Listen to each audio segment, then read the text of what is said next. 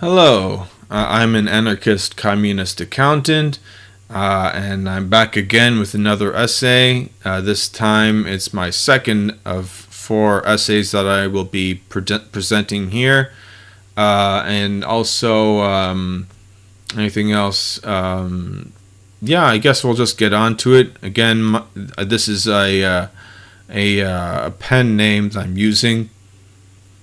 So let's get started. And I'm having the video be of the actual text because I feel like it's easier to understand that way. When money is exchanged for a good or service, surplus value is generated between the exchange value in the sale and the labor value spent in the creation of that product. This is what happens when people get what they need or want under capitalism. It is an inevitability that when products come at a price measured by currency, so an inevitability when that happens, surplus value becomes a goal in and of itself. So instead of focusing on making sure everyone is thoroughly satisfied, markets focus on gaining as much surplus value as possible. Business owners, i.e. those who buy business property, dedicate these profits to themselves instead of workers or the broader community. This capitalist habit sometimes leaves customers unsatisfied. Here are prominent problems that would be sharply reduced if we all shirked this greedy, misanthropic impulse. So here's someone burning money. I mean, there's a lot of money out there, so burning a little bit isn't the worst thing, isn't the most impactful thing, but there you have it. So debt.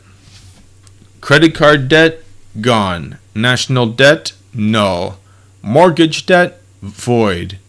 Indebtedness is the core of capitalism by requiring exchange. However, it is redundant. People need to pay for products only because other people along the supply chain need to pay for what they need to live and work. We could instead simply give people what they demand, usually what they need. We can forgive and forget debt. All is for all, as Peter Kropotkin wrote in The Conquest of Bread, a book that explains the functions and issues of a moneyless society.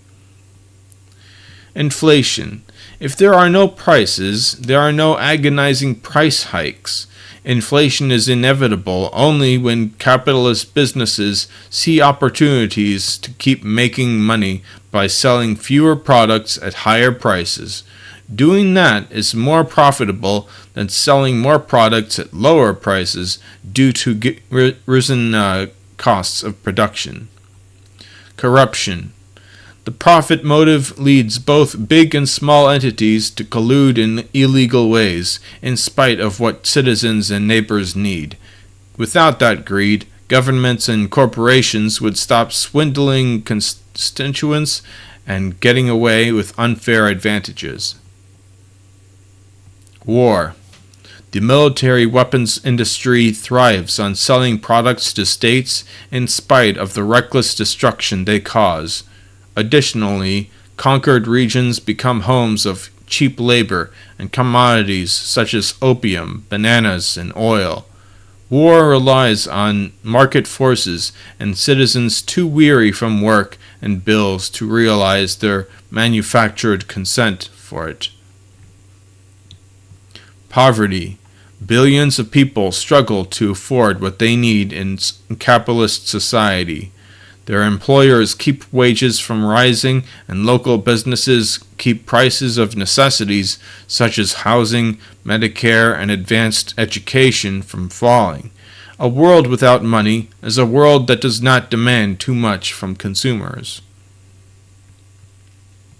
Violent crime. Some people who are desperately poor rely on crime to survive. They steal food or join gangs to take over property. The end of that poverty greatly limits that violence by preventing that desperation. Climate change. The fossil fuel, agriculture, and cement industries function by selling a lot of carbon-burning products for low prices, thus reaching economies of scale. In a world without that market incentive, these businesses would avoid polluting for cheap. They would pay much more attention to their impacts on the more important people and ecosystems around them, and therefore avoid emitting greenhouse gases during production. At least do it not as much. We can all. There are limits. That's what I'm trying to say. Class conflict. Socialists are well aware of how investors keep profits away from workers. A moneyless society would not leave workers out of the bottom line. Profits would no longer exist, so neither would greedy investors. Workers would be free to work as they please, proudly satisfying customers without overworking on the behalf of bosses. Waste. Containers, vehicles, and electronics have shorter useful lives than they could have because of capitalist waste. Selling more of these for low prices is more profitable than selling far fewer at high prices, despite how little they are used. This causes decreased levels of reuse and recycling. Spacious waste dumps won't fill up so quickly. Car space. Cars also take up space by requiring roads, parking, and dealerships. They are more profitable than trains and buses because people buy them more. An economy without money would instead have more train and bus routes and car sharing for the sake of efficiency. The vehicles might even be automated.